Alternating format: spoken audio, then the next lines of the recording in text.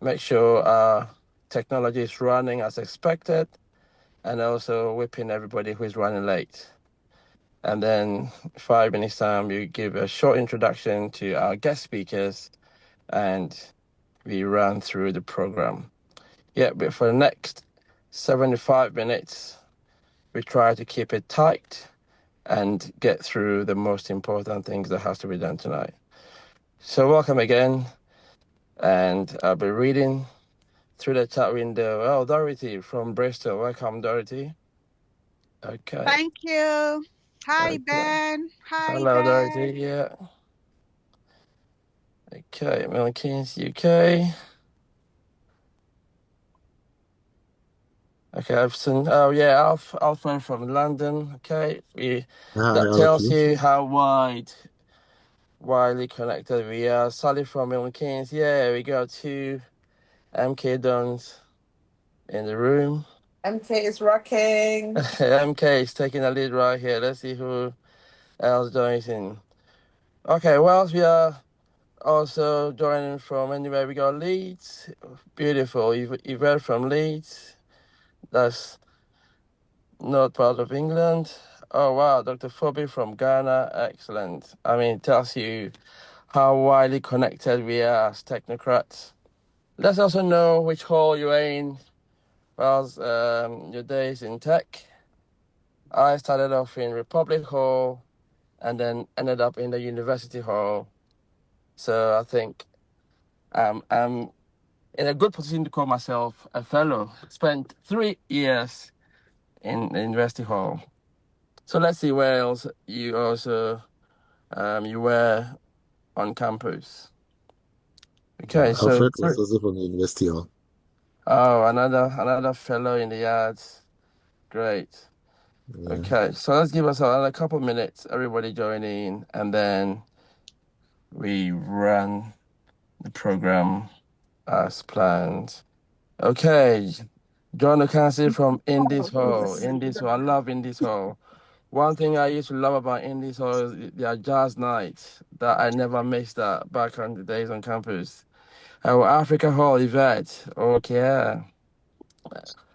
Lovely. It looks like Africa Hall. We are winning here. I'm Africa Hall as Oh, well. another Africa Woo! Hall. Okay, so two Africa Hall, two University Hall. Right. Okay. Oh, Indy. Sally was also in Indies. Wonderful. Alph was in Report. All right. Oh, Alph D from Germany. Great.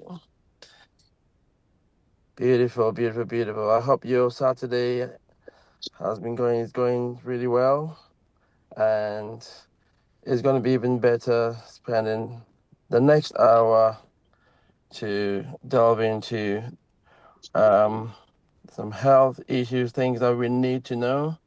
A friend of mine said that you think you have a million problems until you have one health issue. Then you realize that you only have one problem. Tells you we really need to keep it very close to our heart to make sure we know and we're doing our best to stay healthy. Okay. So, health awareness with KNUST Alumni. This, without a doubt, is a very important webinar organized by our able President Dorothy and all the other executives. We have three special guests who will also be with us and giving us some health awareness. They have three speakers tonight. We have Engineer Alph K, who is joined from Germany, and Alph will be giving us some very, very important background about some health issues that we sometimes either not aware or we take for granted. So I'll give Alf the chance at some point to to get some background of himself and also time for Alph K to tell us more about the health issues that he wants to tell us about. We also have Dr. Kwasi Fobi Adusa Amankwa. Dr. Fobi, I really remember you back in the days when we used to have old school games, and we haven't been in touch for a very long time. So, a wonderful time to reconnect. Dr. Fobi, if you're here, welcome. And then we have Dr. John Ocansey, a primary care and medical education specialist. I think that it will be great that when you have the floor, you also give a little background about yourself and what you need to know. We are all here, very open-minded. We came here to learn, and so I'm not going to talk a lot. Just make sure that everything that has to be done is done. Right. So Avdi, Doctor, Engineer Avdi, are you ready? Do you have your slides all running as expected? Where are we? Dollar as sharp as usual. I didn't think you'd pick me out, but well done. Oh, Long time no see. Long time no see. Long time no see. Yeah. Wow. So where are you hiding now? Is it Ghana? Yeah, I'm based in Ghana. I still make incursions into the UK. I see. Yeah. But Okay. Ghana is home now. Ghana is home. Ghana is always home. Even those of us here, we still know that Ghana is home. So you are really home. So it's great. Yeah. Wonderful. Okay. So let me see in the chat window what we've got. I think we've done a few shout outs. We still have a couple of minutes to do our finish off our shout outs. Okay. If you've just joined us, this is Health Awareness Forum organized by KNUST Alumni, UK and Ireland branch. And so we are going to spend the next hour to deliberate on some very important health issues, and let's call it health awareness. And our speakers, they would introduce themselves and also give us all the important things that we need to know. So without much ado, I'm going to hand it over to Avdi. Avdi, when you're ready, please let me know, and then I will hand things over to you to take up. I think we've got you on for the next 10 minutes. 10 minutes. And then after that, we will hand it over to Dr. Fobi for 10 minutes as well. And the next after Dr. Fobi will be Dr. John Ocansey, also for 10 minutes. Then we have a Q&A session. Any questions that we have, we can also put it in the chat window so that we don't have to wait till the end to go through the questions.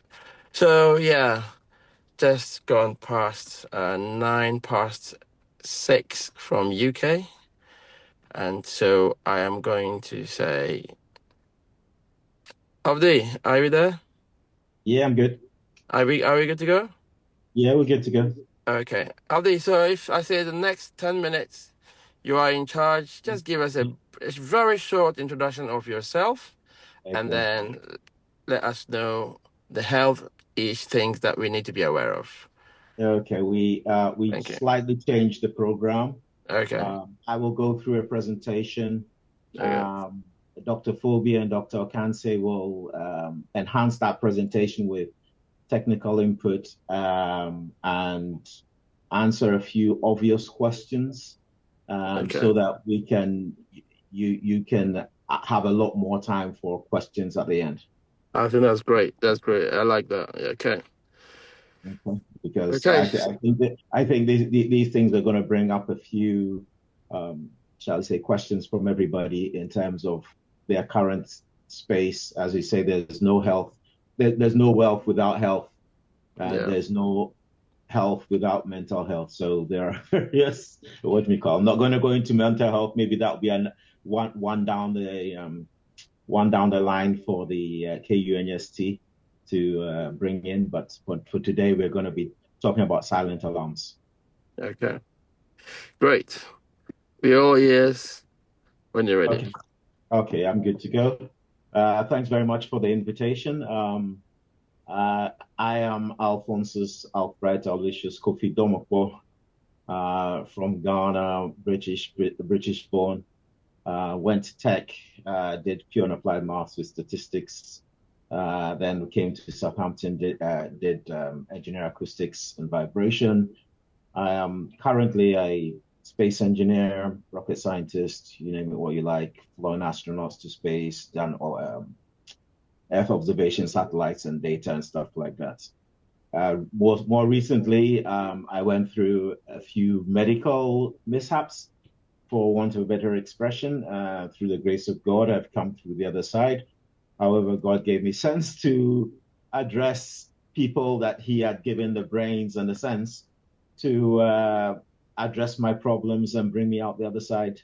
And so that's what we're going to go through today, and try and enlighten people on, shall we say, what to do in those circumstances. Basically, listen to your body and act accordingly. And so with no further ado, I will take it from there. We've invited Dr. Kwasi Fobi Adusa. Full disclosure, he is actually my nephew, cousin. His mother and I are first cousins, or was first cousin, God rest her soul. So we know each other pretty well. Dr. Johnny Ocansey was in Indies whilst I was in Ripo. And his wife is a very good friend of mine as well. She was in Africa, so she's probably listening in somewhere. Shout out to Yasmin.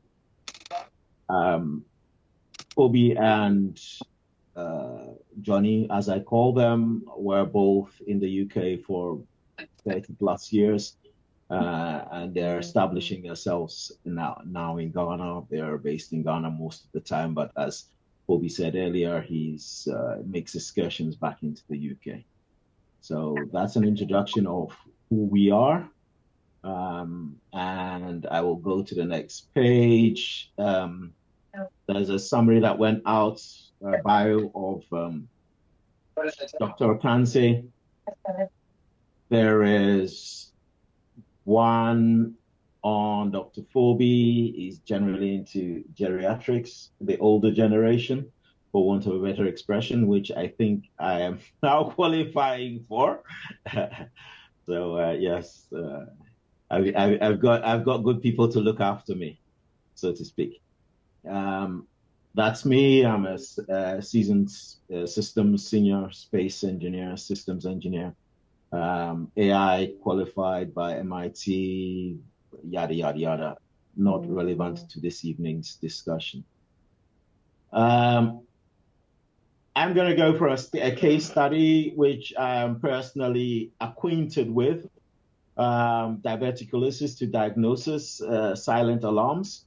Some of you will ask the question, what is diverticulitis? Can those who are not speaking please mute, please? That would be great. So you listed or could someone mute them? I don't have view of them, so I can't.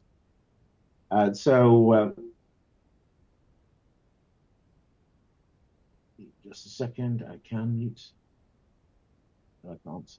Okay, so anyway, so I'm going to go through a case study which I am personally quite aware of and have permission to share about this 58-year-old male. Recording in progress.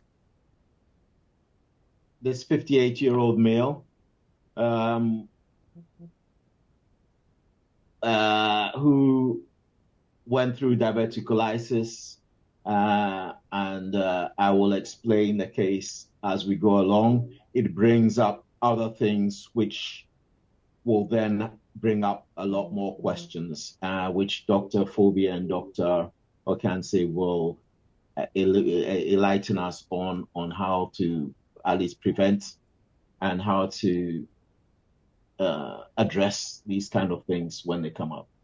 Now, in 2023 April, Easter timeframe, Elias Kofi had some pain in his abdomen, lower abdomen, which he found on the Sunday morning of Easter. By Sunday evening, the pain had increased a little bit. He likes to monitor his pain. So he ends up with, going to the doctor on Easter Monday, which is a holiday. So very few, you have to go to the emergency doctor. He went there, he was diagnosed with suspected UTI, urinary tract infection. That tract infection was then still hurting the next day after antibiotics and some painkillers, not a lot, because he likes to monitor his pain as a source of if everything is going right or everything is going wrong. After another 24 hours, he goes to see his GP. His GP then says, okay, I think you should take some more painkillers, but just in case, here's a prescription to go directly to the hospital for further investigation. In Germany, that's the way it goes. You have to have a prescription to go and see a specialist and all that. Right. The issue carried on. The pain increased rather than decreased with the meds. And the patient Elias Kofi went into the hospital, went to ER, the emergency room, and basically nothing really happened. But he had to come back. He went back and had to go to urology. Urology told him that, I don't think it's a UTI. We think it's appendicitis. From the appendicitis, they did some tests, got it double checked by a more senior doctor. The senior doctor then said, look, you need to go directly to ER and have a CT scan and take it from there. They took the patient directly to ER with a note, and within 5 minutes, the patient was speaking to a surgeon. The surgeon said, look, I don't think it is actually a UTI nor appendicitis. It is something called diverticulitis, which the question was asked, what is that?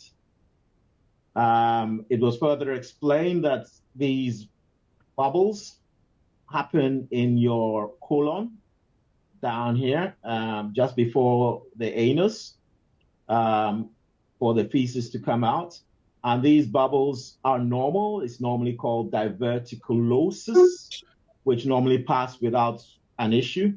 However, if this diverticular, the bubbles, gets infected, then it can cause a problem, inflammation. Wow. Sorry? It can cause inflammation, and then it can get dangerous. In this particular case, the surgeon said, look, I've got 30 minutes to go for surgery, go to do the CT scan with dye, and then we'll take it after that. So after that, after the scan, laying in the ER, the patient was quiet, was okay. The surgeon came back, said, yep, everything's fine. You're going to spend a few days on the ward with antibiotics. That's this case. However, within 5 minutes of that, everything turned around. and it was no longer 5 minutes with antibiotics. The patient started shivering uncontrollably with no reason whatsoever. Everything just changed at the snap of a finger, within seconds, freezing, shivering.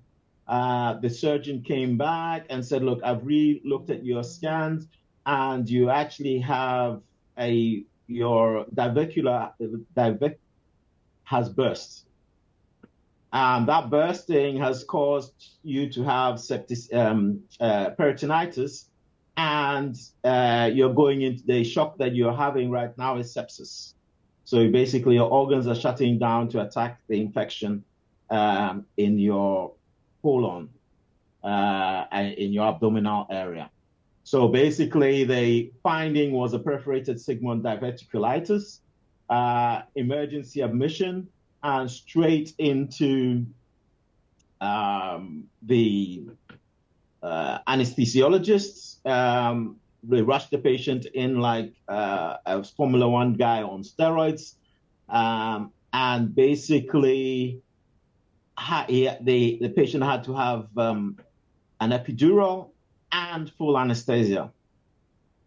Anyway, long story short, after having signed all the forms, etc., giving his life away to the doctors and surgeons to do what they could do best, he ended up in a 5-hour operation, emergency operation, which the surgeon who had actually been on 12-hour shift carried out. He woke up 6 hours later with a successful operation with 30 centimeters of his colon removed, and sent off to check for cancer just in case as well, colon cancer. So that was also checked at the same time, and his colon was reconnected to his anus for the next part. Okay, so he went through all that. Everything was A-okay in the end. It took a few weeks of recovery. He started playing squash and badminton again. He was A-okay. So he decided that, okay, if this is what has happened without me knowing about it, let me go and do a full MOT health checkup. On doing that health checkup, it was found that his PSA was high. It's supposed to be around 4. And it basically ended up being around 18. The urologist decided that, well, you've had surgery around that area anyway, so it might be the prostate has been aggravated, and therefore wait for another month. Another month was waited for, another test was done, the PSA was still elevated, and you ended up having another a biopsy. It was said that an MRI would do it, but the MRI was 6 months away in order to get an MRI. And so it ended up being not an MRI, but a blind, what they call a blind biopsy. So they took some biopsies, confirmed it was cancer. And so he was doing so we had to go down the cancer treatment route. That ended up with, okay, cancer treatment, let's see whether it has spread. So you had to do a bone check to see whether the cancer had spread to the bones, and an organ check to see whether that's spread to the organs. It was discovered that that was not the case in terms of the bones, nor the organs. They were all clear, the lymph nodes, the lungs, the liver, the bladder, everything was clear. However, it was discovered that he had what they call what's it called now? Pulmonary embolisms. So he had pulmonary embolisms in both lungs and the lower lobes of his lungs, which was incidental. There was no way you would have found it. the thing about the pulmonary embolisms is that you could actually drop dead in 2 minutes and nobody would know what happened to you. The diverticulitis was also the state that it was with the burst. It could have actually been fatal as well. Fortunately, by the grace of God, the patient was talking to the surgeon at the time, and therefore, if that had not been the case, we might be having a different story and a different case report. So anyway, so back to so we're on pulmonary embolisms, which was asymptomatic. There was no pain, which was not normal. Breathing was fine, no pain, no shortness of breath. He was quite athletic, cycling everywhere, and also not only cycling everywhere, but also playing squash and badminton at pretty high levels. So the time frame from April to May to June confirmed the cancer, incidental findings with the pulmonary embolisms. As I say, this patient was 58 years old, and the diagnosis was pretty severe. The rupture of the diverticular was high. This is more or less is an illustration of what it was. So you've got normal heartbeat and then random heartbeat.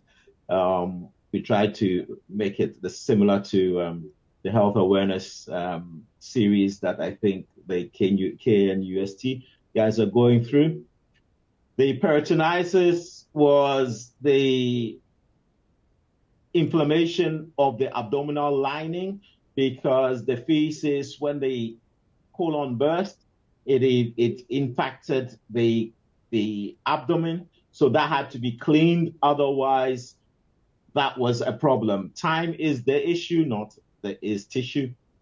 Spelling mistake, I'll check that out later. And there was no precursor of a warning. It just happened, and it would have spread systematically, especially with the original diverticulitis, which was suspected to be a UTI initially. Colorectal cancer was checked for malignancy when the colon, the 30 centimeters was removed. However, that was okay. But it also was doubled up just to check, just in case there was any colorectal cancer. The normal value for the PSA is 4 when it's up at 17, 18, and it can actually go much higher than that. You can have a problem, right? These are all silent alarms that routine checkups can pick up on. Okay. The cancer was a Gleason score 3+3, which is a 6, with a Hugh group 1. These are all the stuff that the medical guys will follow up with if you want to know. Please ask your questions. Have your questions ready. You have 2 experts here, 2 very experienced doctors who know what they're talking about, and I would trust them with I would trust them with my life. I do trust them with my life. The cancer was asymptomatic, and so there was no pain, no notification that it was there. It was sitting there doing whatever it was doing. I think the last time a PSA test was done was a few years earlier, so there was no indication that anything was awry. So without a blood test triggered by the earlier journey, it would have remained undetected. The staging and the check for the bone cancer and lymph and lymph node metastasis didn't find anything. However, it did find some incidental things of the pulmonary embolisms, which I have said earlier could be absolutely fatal and could have been a major problem, because he would have passed away without anybody knowing why. And it would have been a shame, really, because it could have easily been caught. The diagnosis was a pulmonary embolism clot in the lower lobes of both sides. There was no shortness of breath, no chest pain.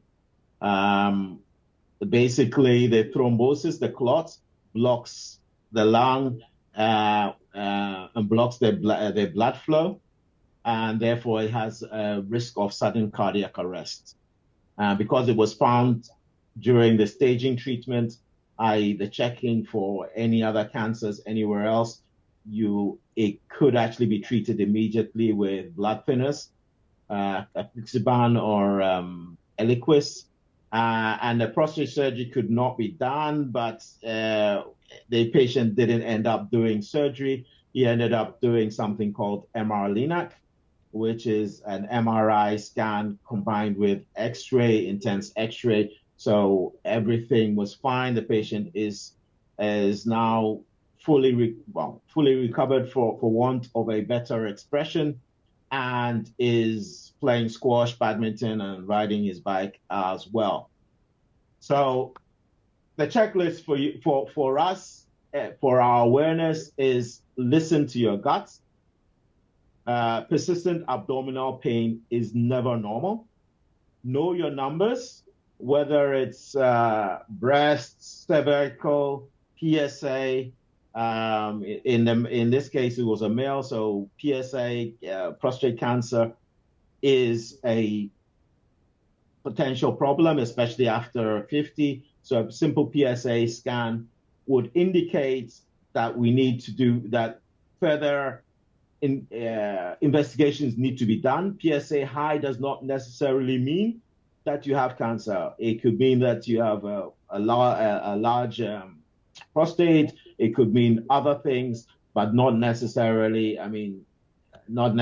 cancer. However, it's an indication that it's possible, and therefore that could actually be checked.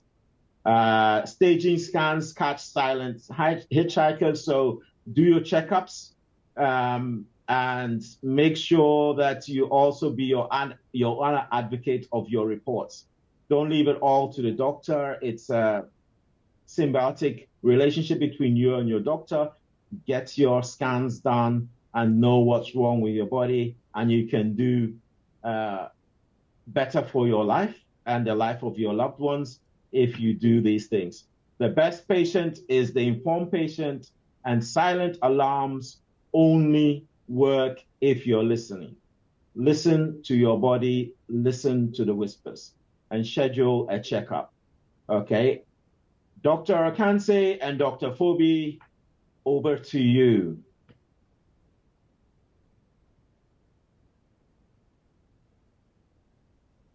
Dr. Fobi? Yeah, thank you very much. Ocansey, thank you. Yeah, this is a very interesting journey, and it's very well laid out. I can identify with quite a number of the events. Diverticulitis can be quite a silent condition, but then when it flares up, I lost a sister because she had perforated diverticulitis. So yes, I know exactly how it feels like and how it is. So I think, should we have questions about what we've said so far before we comment on this? I don't know what the house would say. House, do you want to ask questions, clarifications? What is diverticulitis? Johnny has said, let's see, supporting slide. I thought that question would come up. Johnny, maybe you want to explain what diverticulitis is and diverticulosis. Okay. Now, diverticulosis is the condition. Now, I'll explain it very simply. It can be described as having potholes on a road. So just imagine a road with potholes in it.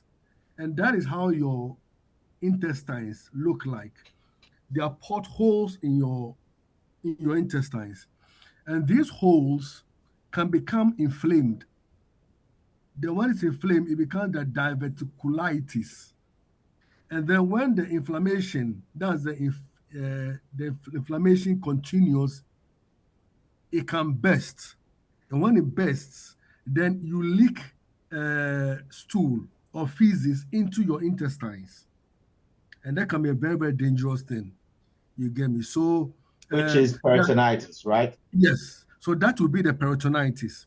Now, peritonitis is some sort of inflammation of the lining of your abdomen. So it acts the peritoneum is a lining. Now, when there's fluid, it acts as a very big vein or channel. So all the toxins, all the chemicals and everything can just go into the bloodstream. Now, when it gets into the bloodstream, naturally the body will try and then fight against it. But the volume of toxins and waste that goes in, it overwhelms it. Then that's why it becomes sepsis. And sepsis is a very, very difficult condition to deal with. So yeah, I think I'll just and then Dr. Fobi can come if he has anything to say about diverticulitis. Okay. And diverticulitis happens, diverticulosis happens a lot in older patients, which is basically between about 40, 50. Yes, Fobi? yes. Okay. Dr. Ocansey, can I ask a question which carries on from, if you've got these potholes and they haven't become a problem, in other words, you haven't had any pains and so forth and so on, but the potholes are there. How does one get to know that the potholes are there so that one will take action through seeing the medical doctor before it becomes a crisis where you then have to rush with pain and so forth? How does one actually come to know that this problem is there? Very good question. Now, sometimes you can have it and you will not have any symptoms. There's a test that we recommend, which is called fecal occult blood test, where we take a sample of your stool and then we check for small amounts of blood or hemoglobin in it. Now, if it's positive, it could be, but you can have it and will not give you any problem unless you do periodic colonoscopy. That is having a camera through your back passage and then looking at the lining of your intestines. That is where if it's there, we'll see it. And it's seen a lot in people who just have routine colonoscopies. Where you have a camera, they just have a look and then, you have these potholes, but you don't have any problem. Yeah. Okay. That would be the good thing for all of us to do. Tell our doctors to do that test for us, because we never know. Yeah, but let me just add this quickly. One thing too that you can do for yourself is to watch against constipation. Right. Constipation is a big thing, which if we have time we'll talk about. But the more you are constipated, the more the diverticulosis can become inflamed. Okay. And if your stool becomes like pellets rather than smooth flow, will that indicate that there's a problem in the large intestine? Yes. Anytime you have any change in bowel habits, your stool looks different, either too soft or too hard, always contact your doctor. Or pellets, like goats. Okay. Like goats. Stuff. Yes. I didn't know that. Okay, good. Thank you, Dr. Ocansey. This is very helpful. Yes. Let me say that. Thank you very much. Thank you, Alph. Very, very brilliant presentation. We can only commend you and thank you for putting things so simple. I think we will give him a medical degree. I think on top. Yes, we will give him honorary. Yes, as long as we seek clearance from GTech first. GTech won't agree. Yes. Now, there have been attempts to characterize feces, stool, So one of them is resulted in a Bristol stool chart, which lists 7 types of stools. Now, the normal one is type 4, or what they consider normal, which looks like a banana. Right. So the surface is smooth. So that's type 4, banana type stool, smooth surface. Okay. Anything that looks like that, but with a rough surface, is constipation. So type 3 will be mild constipation, smooth like a banana, probably similar size or half, but with a rough surface. And then you have type 2, which is even worse constipation, which smaller sizes, clumped together, but with the rough surfaces. Right. And type 1 is what you described, like the goat feces, pellets, like stones. Okay. So that is very serious constipation. So that's going up 4 normal, anything less than 4, 3, 2, 1 are various levels of constipation. And then you have 5, 6, 7, which are more watery than the 4. So 7 is a very watery stools, the ones you get when you go and eat wache or something and it doesn't agree with you. And you run the whole night 4 times at night. And then a bit harder with a bit of feces you can see will be type 6. And then type 5 is a bit very, very, very, very soft stools. You see, banana is a bit hard or firm, but this is very soft stools, but together as one. So that will be type 5. So the Bristol stool chart is a good guide that we use to ask patients about stools and give us an idea whether you've got constipation or not. Now, diverticulosis, which is what has been described like the balloons you get, intestine is well structured, and then you get balloons forming on the sides or the walls of the intestine, and that's diverticular disease. And a lot of people will live through life with diverticular disease and never know about it because they didn't have any inflammation or anything, or didn't need to have a colonoscopy, which is looking at with a microscope from the backside, the anal area, all throughout the colon, for which you've got to prepare people. I mean, you've got to take laxatives and all that to clear all the feces from the place before you can get a good picture of what's going on. So diverticular disease is usually diagnosed incidentally when you are doing a colonoscopy for another reason. Say you pass blood in your stools and all that. Dr. Ocansey spoke about the FIT test. Yes, FIT test looks at blood in the stools. The more commoner cause of blood in the stools is piles, hemorrhoids, cocoa. So, I like that. Yes, that is probably more common than diverticular disease. But and that's easy to diagnose because it is at the very lower end of the large intestine. So it's easy. You look at it, you can feel with your fingers. Sometimes you as a clinician you feel it, and it's there. But diverticular disease is further up. What intrigues me is that with this patient Kofi's situation, the pain was thought to be appendicitis. Now, appendicitis is the appendix is an organ which is situated on the right side of the abdomen. That's right. For them to have made a diagnosis or thought about appendicitis means that the pain was either on the right side or it was all over the lower abdomen, so they couldn't really tell exactly where the pain was. And so that gives an impression that if it was diverticulitis, by the time he went the first time, the patient went there or was examined the first time, it had already perforated. Because 90+% of diverticular disease is found on the left side, or diverticulosis is found on the left side. The out pouches, the ballooning is found on the left side in the sigmoid colon. And when I looked at the slide, when Alph showed the slide, it said sigmoid colon. So if there was pain on the right side, which made them think about appendicitis, then it meant that even at that stage, it had already perforated.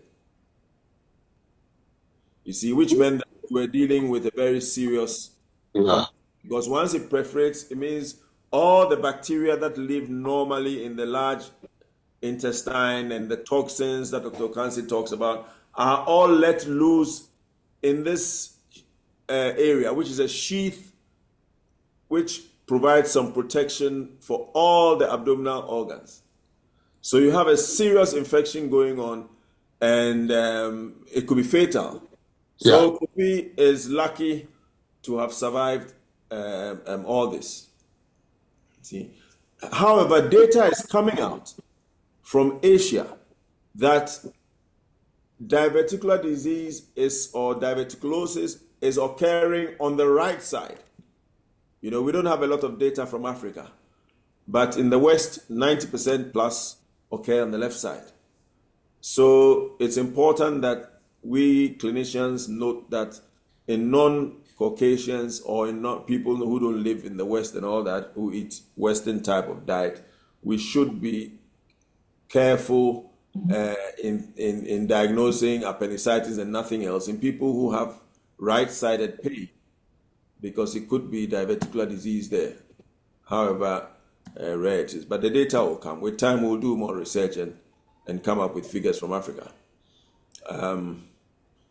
But in a nutshell, that is it. And like Dr. Ocansey said as well, diet is very important. The more constipated you are, the more likely that there will be pressure and then ballooning out of this, the intestine, and then you get feces. As they come out, some of it gets deposited in these out pouches, and should those get infected, you get diverticulitis. ITIS is just inflammation.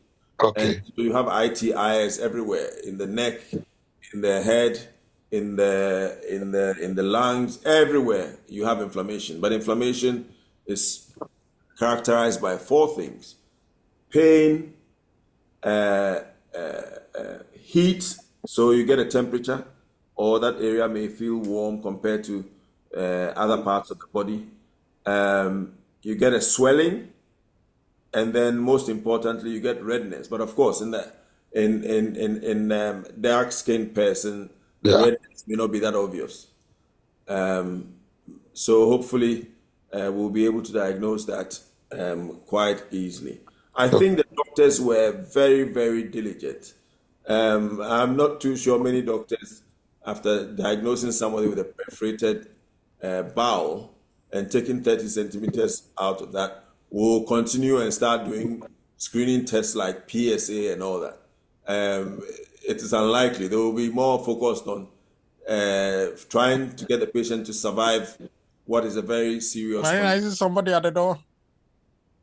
So I think that we must commend the doctors, nurses, and everybody who thought. I need to clarify, Dr. Fobi, I need to clarify that it was the patient's, Elias Kofi, is on his instigation after having diverticulitis and the operation that he decided once he was, quote, healthy, he would go for a full MOT. And that's what brought up the PSA. Brilliant. So that's brilliant. Yes. Brilliant. So this was the silence alarm. Doctors will be more concerned about the patient surviving peritonitis and all that, and be thanking their God for having a successful outcome.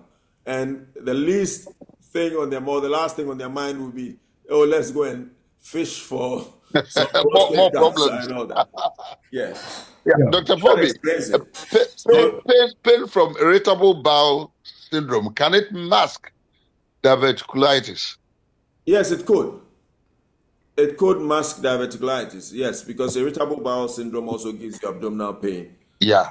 So if you go to a doctor and he says, I suspect IBS, and gives you IBS relief, it may actually not be solving the problem.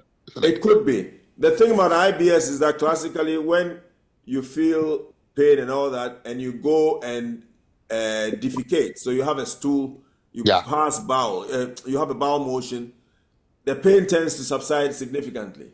Right. So that's how people usually diagnose irritable bowel syndrome. But yes, persistent irritable bowel syndrome, I think, should be, despite all the common treatments for it, should be investigated further. Good. especially in the age group. I mean, diverticulosis in patients above 70 years old, I think the incidence is something like 80%.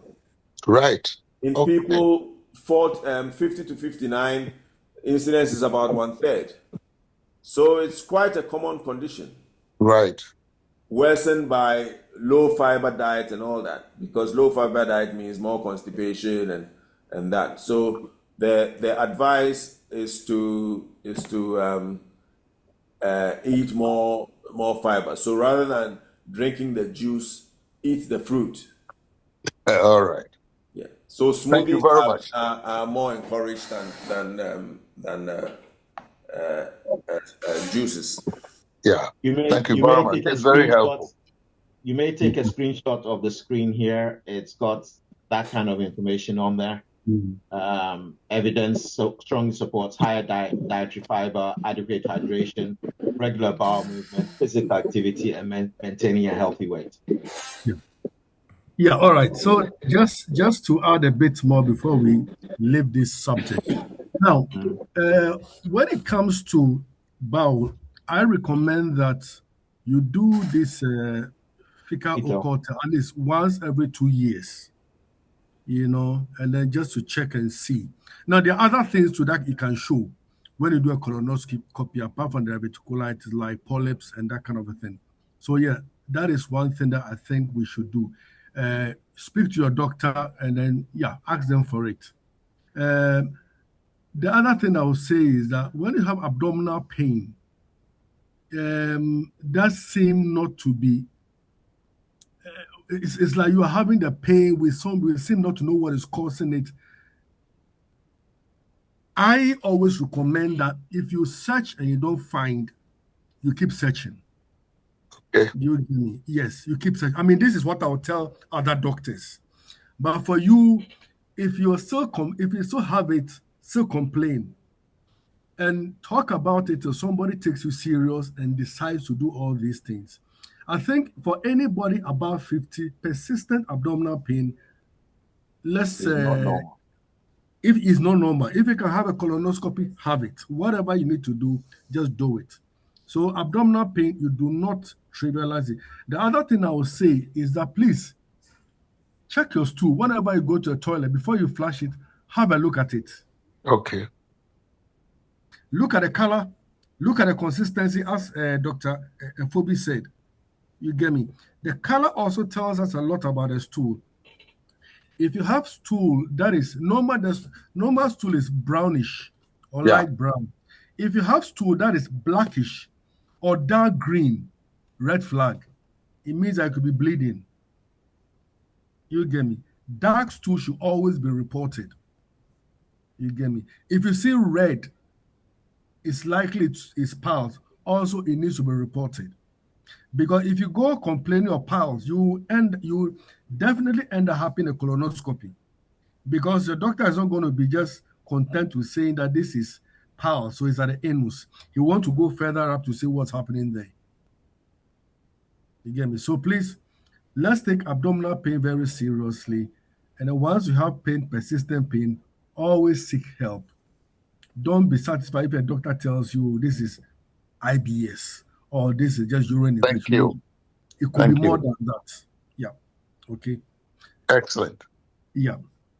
Okay. Okay. Do we have any more questions, clarifications? On the bowel before we go on to other issues? Yeah. Because I think we can also talk about the prostate. I think with the prostate, I think most men know, and I'm sure for the women on the call too, when we talk of prostate, the women should be as interested as the men, because you have husbands, you have brothers, you have boyfriends, uncles, and whatever. You get me? I think it's one of the things that every year we just have to check it. Now, if your PSA is high, we normally recommend that you have a biopsy to check. You get me? And it's always good to check these things. You get me? Prostate cancers can grow very slowly and can be treated very successfully. You get me? So I think every man should make sure that I think above the age of 40, let's check it almost at least once a year. And for the ladies on the call, ask your brothers, your husbands, your uncles, whether they've had it done or not. I don't know if Fobi can add something to it before we. Yes, I think prostate cancer. If I was asked to choose one cancer I'd like to have, it would be prostate, because most prostate cancers that are detected early, the patients live 20 years plus after that. So it is one cancer that when I see patients who had it diagnosed after it had spread, I feel very sad. So I think it's one that, I mean, we cannot screen for everything, but the prostate test is one that we should screen for. I had a patient a few years ago that I think he was 89 at the time, that I did a PSA, prostate test. It's just a blood test, and it's not very expensive as well. And I think in Ghana it's less than 100 cedis or something like that. And when it came, it was about 2,000. Imagine that the normal is 0 to 4. So I knew that definitely this was likely cancer. I mean, if it was 25, yeah, you're not too sure. And so I referred him to the urologist. I mean, actually, I spoke to the patient first, and he said, oh, yeah, it's been like this for the last 5 years. And I said, what have you done about it? Oh, nothing, you know. The man is still alive anyway. He's 95 now, 96, 1929. I think he was born to live 200. Yeah, exactly. He was born to live. But when I referred him to the urologist, and I spoke to the urologist and said, look, this guy, 89-year-old. First thing he said, did you go doing a PSA on an 89-year-old? And I said, he's writing his first book. He's very active. He walks about. He's independent. He has his bath himself and all that. So those things are more crucial than the age. The person's fitness, the person's daily activity. Of course, if he's lying in bed and bedbound, he's had a stroke for 9 years and isn't doing much, then you want to ask yourself whether you want to put the person through all these treatments. You see, because already they are quite limited in the function. The person is quite limited in the function. But this was a fit man. And anyway, the patient wasn't too interested in treatment because he's had this going on for about 5 years. And I got his daughter to go and get the results from his old doctor, and it showed that it has been going on for a long time. I would have panicked if I saw a patient with 2,000. Quickly, look, let's get him urology quickly and everything. But he had relaxed with his doctor. I think he agreed he didn't want any treatment. Anyway, subsequently, he came to England to visit his son, and one morning he couldn't pass urine. And when they passed the catheter, they got 2.7 liters. From what he said, 2.7 liters of fluid. You see? So, in addition to his prostate cancer, he had an enlarged prostate as well. And the urologist had fobbed him off. So, long story short, he ended up with a catheter inserted because he didn't want surgery to take the prostate out. And he's had hormone treatment for the prostate. And he's on his second book at 96. Clear in the mind, chatting happily, everything. If you meet him, you would have a solid conversation without any problems. So let's not give up on the elderly who are fit and all that and say that, you know. I've got also elderly patients, men who do 4 prostate tests in a year, PSA. They are so scared of getting prostate cancer because their friends and all that have had it. But like Dr. Ocansey said, I mean, once a year is enough. There is no, for screening purposes, once a year is enough. Don't overdo it. Just get 1 test a year. So that is it. But it's one of the cancers that few of them are aggressive.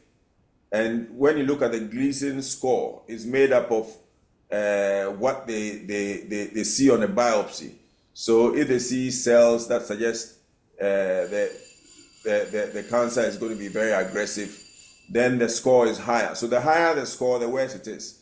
So a score of 6, as we got in the patient Kofi's case, is a mild score. So they score it 3 + 3, 4 + 4, in two parts, and so 6 is mild, and the chances of it spreading quickly is slim. So PSA above 40, I think once a year test is good enough. It's not expensive. It's just a blood test, so it's not invasive. And if it is raised, then the urologist will decide on a biopsy or otherwise. So it's something that is if I were to choose a cancer, like I said, that's what I'll go for before I go for any other cancer. Just a point to add to there. In terms of the PSA being low, the options actually given in Germany are wait and see, and they check you every 3 to 6 months to see whether there's been any improvement or otherwise, and they use the PSA to determine whether it's getting worse or not. So the other thing that Dr. Fobi said was the treatments. One of these treatments, I believe, is Lupron, which is basically taking your hormone, what's the name of it? Testosterone to 0, because testosterone feeds the cancer. This Lupron will change your muscles into fats, and also is a form of chemical castration. So this is all information that you need to ask your doctor about, or your urologist, or whoever is treating you, if you're going to go down those routes. And you can go either through the surgical route, in which case you have to have a very good surgeon who knows, who's pretty efficient in it, because you've got nerves down there that, if cuts are irreversible, and there's a whole myriad of God-given things down there that you can damage, and everything will be irreversible. There are other options as well, something called MR-Linac and CyberKnife, which are robotic treatments using MRIs and radiology, X-rays, to intensely address or attack or burn out the cancer. But there are also side effects. Dr. Fobi, Dr. Okay. I think you meant radiotherapy. Sorry? Did you mean radiotherapy? Yeah, radiotherapy, yes. Okay, radiotherapy. Okay. I think there's a hand up, Linda Apia. The hand has been up for some time, so can you please come in with your question? Thank you. Linda? Hello, yes, this is Linda. Yeah, your hand has been up. Yes, it's been up for a while now. I wanted to know, Dr. Fobi, you mentioned that the juices are not the best, but we should rather go for the fruit. I'm asking if the smoothie too is okay. Yes, smoothie blends the fiber. You see, so for instance, if you're eating a mango, you chew the fiber as well as you drink the juice. But if you go for mango juice, then you just squeeze the juice, the fruit, and then that happens. So smoothies are perfect. I advocate smoothies now over anything else. Smoothies are perfect. Watermelon, you eat the whole thing. Orange, yes, orange, for instance, if you squeeze the orange, you get only the juice. But if you eat the content minus the peel, it's the fiber. So smoothies are a perfect solution. Okay. And my second question is there no home kit, any kit for us to test these cancers at home? Home test kits. Yes, some cancers now have home kits. I haven't heard of a prostate home kit. So I don't know. The problem I have sometimes with home kits is that there are a lot of substandard testing kits on the market because people make money out of them. So just like people make money out of medication, fake medication. So it is very possible that if regulation is not stringent where you are, you might have home kits that will give you either false positives or false negatives, you see. And so you might be positive where you don't have a problem, or you might be negative. So that's the problem I have sometimes with home kits, and I usually would advise that you go for that. But with time, home kits are getting better. I mean, I use, for instance, malaria test kits, and reading the literature, looking at the research, people's reviews and all that. There are good kits and there are bad kits. I think even the WHO has kits that they recommend. So these days, I purchase only kits recommended by WHO. But I've had kits that I have had, and I keep it for 3 months, and you go back to pick the kits that you haven't used in 3 months, and all the there's a name for it, reagent, but there's another name for it, has dried up, and you wonder whether this kit was a good one in the first place or not. So when it comes to kits, the regulation first has to be stringent to make sure that only good kits come out. And there may be, look at WHO websites and things and look at what is recommended, because sometimes they do testing of kits and recommend certain kits. So yes, if you are scared of hospitals, home test kits have a good role to play. Thank you.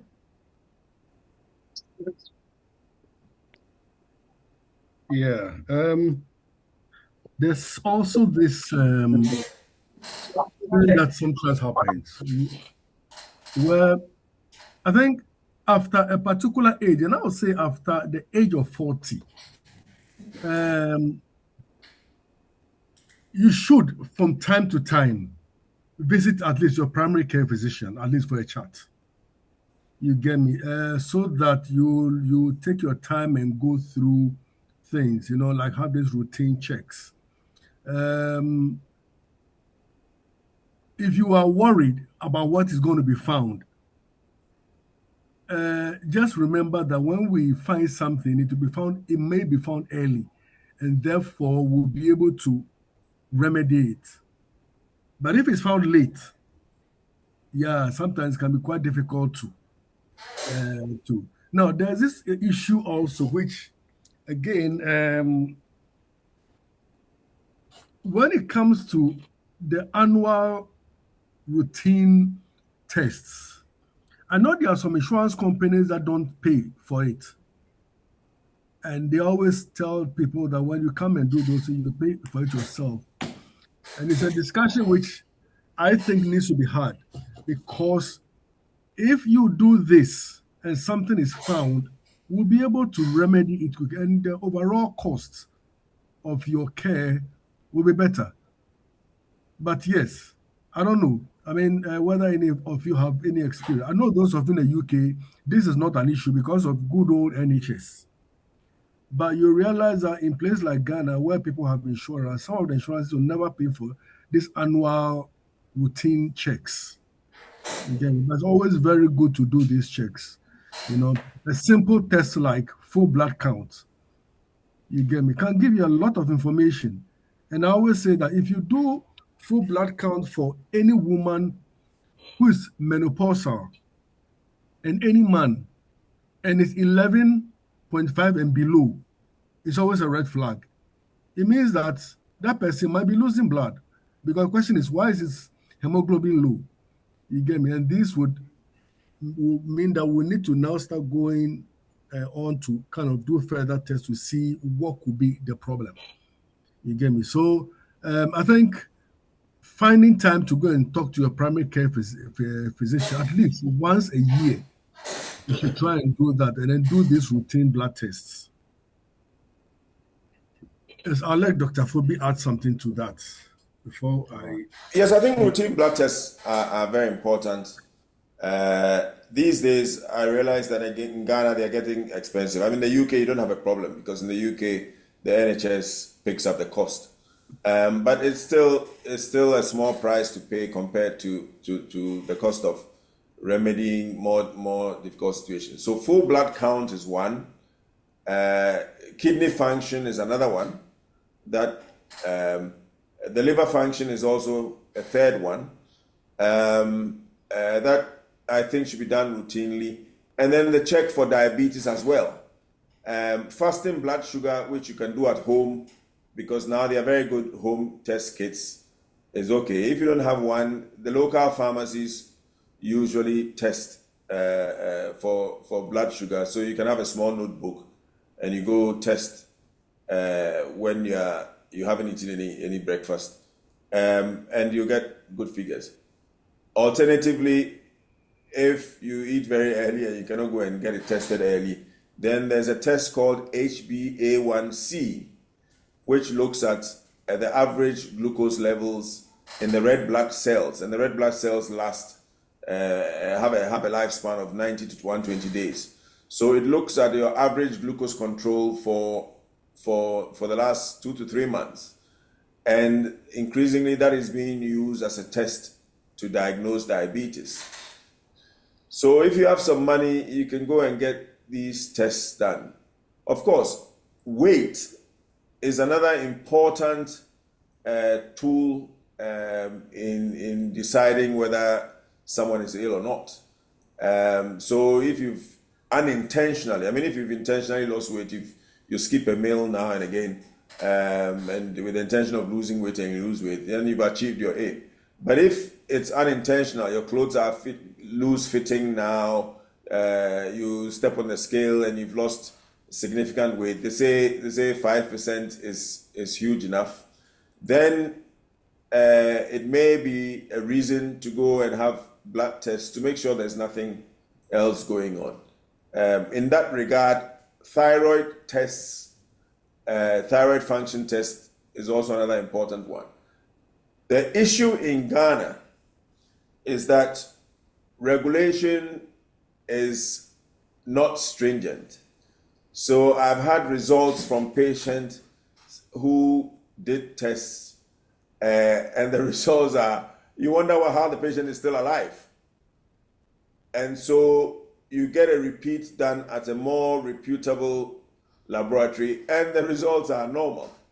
So we have a problem as well of accuracy of results. So it is important to work out where you're going to have your blood test done. Otherwise, it might just lead to inaccurate results, which might push your health professional to go requesting unnecessary investigations and cost you more money, like ultrasound scans and things. If the liver tests are abnormal and it's a false abnormal result, then you go do liver scans and all those things that are totally unnecessary. So it happens. So be careful about where you do your blood tests as well. But routine blood tests are very, very, very, very important. Another one I tend to do, especially in the elderly, is calcium.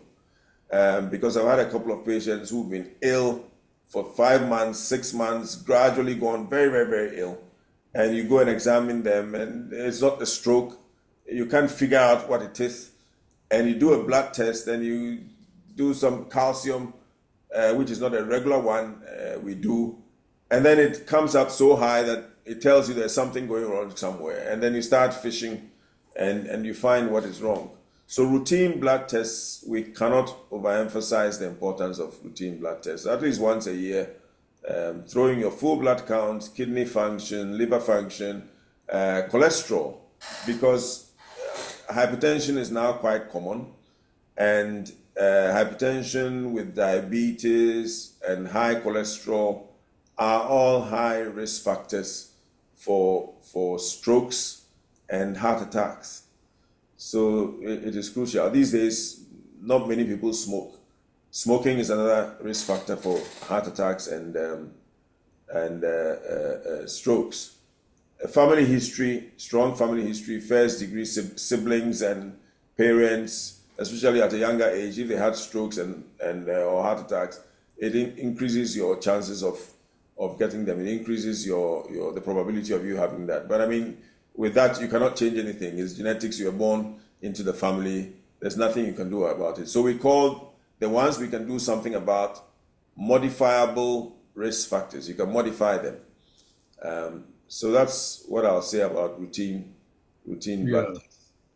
Okay, so I've got, I think we are getting to the end. Oh, how many minutes do we have? I've just got something short I just want to share. I'm sure you could get. Are there any more questions in the house? Yeah. I will take silence as a no. Sure. Okay, so I'll just go through this very brief. Yeah, just brief. So the first one I will say, understand your baseline. That is regular checkups and review your vital point. That's your BP, your heart rate, your BMI. So track health metrics over your period of time and then spot changes, which are spot changes early so that something can be done. Then prioritize preventive care. That is schedule age-appropriate screening. So things like cancer, the things we talked about, cholesterol, diabetes. And then follow recommended immunization schedules, again, for those that will apply. Now, another very important one is physical activity. For adults, at least 150 minutes of moderate activity per week, plus 2 weeks of strength training. I always recommend walking. Walking is very, very good exercise, especially at our age. You don't have to do any very vigorous activity, which if you don't have time for. Then choose enjoyable activities and improve consistency and reduce injury risks. That's why I said do what your body can tolerate. Now, another one is mental health. So let's monitor stress. Stress is the number one problem in our society today. Stress, and then also sleep, and then mood. Seek support when needed. A lot of people suffer depression, especially in men. They don't report it. They suffer in silence. So practice mindfulness, journaling, talk with a professional if you feel overwhelmed. The other one is sleep. So they always say aim for 7 to 9 hours of sleep per night and maintain a regular sleep schedule. Create a restful environment and limit screen before bed. Then also safety and preventive habits like wearing seatbelts, helmets, practice safety at work and at home, maintain good hygiene, hand washing, dental care, skin care, all those kind of things. The chronic condition management, adhere to medication, monitor symptoms, and keep medical appointments. Have a simple action plan for flare-ups and emergencies. And I also want to add that always get information from doctors. Always engage your doctors. Let them tell you about these kind of things. Because Alph said something, said knowledge is very, very key. Most people have problems and they don't do anything about it. Again, because for them, it's like, this is medical knowledge. It's something that you can benefit as well. The environmental and lifestyle changes, like avoid smoking, limit alcohol, and minimize exposure to pollutants. Maintain a healthy weight through sustainable habits. And then nutrition and hydration. So eat a balanced plate, fruits and vegetables, lean protein, whole grain, a healthy fats. Stay hydrated. Limit added sugars, and highly processed food. And I'm going to say this one too. Sitting is also a problem. Or let me say prolonged sitting. If you sit for a long time, as a lot of us do in our offices, it makes it does for sluggish blood flow, sluggish lymphatic flow, and all those kind of things. So as much as possible, if you are in your office, make sure that at least don't sit for more than 1 to 2 hours at a time without moving. You get me? Just move around, let the blood flow, let the blood circulate, let the lymphatic circulate, and all these things will help you to have optimum health. Thank you.